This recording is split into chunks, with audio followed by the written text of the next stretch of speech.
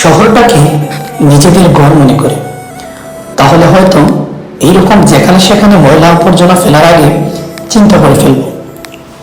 খুব সুন্দর পলিথিনের প্যাকেটে ভরে তার মধ্যে গিট দিয়ে কষ্ট করে ডিল দিয়ে পাশে ছড়াতে অথবা ড্রেনে ফেলে দিলেন।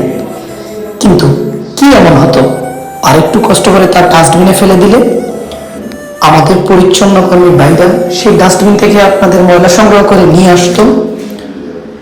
এইরকম যেখানে সেখানে ময়লা ফেলার জন্য ড্রেন ছড়ার পানি আটকে যায়, তার ফলে পানি নিষ্কাশন হতে পারে না।